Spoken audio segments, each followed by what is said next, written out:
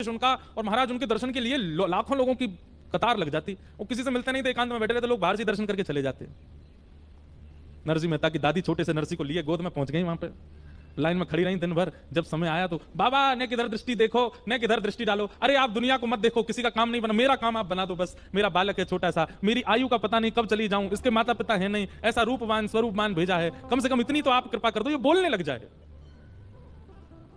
पता नहीं क्यों उन महात्मा के नेत्र खुले और जैसे ही उन्होंने नरसिंह मेहता को देखा, मंद मंद मुस्कुरा रहे अपनी दादी की गोद में,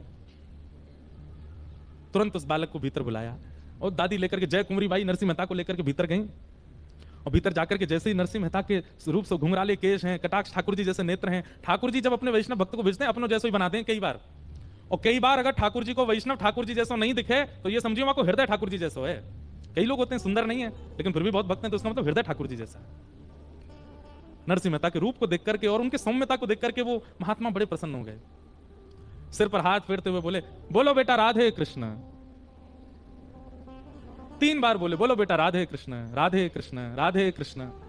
और 3 बार राधे कृष्ण जैसे ही सुना, चौथी बार नन्हे से नरसिंह मेहता 5-6 वर्ष की आयु में पहली बार बोल पड़े राधे कृष्ण।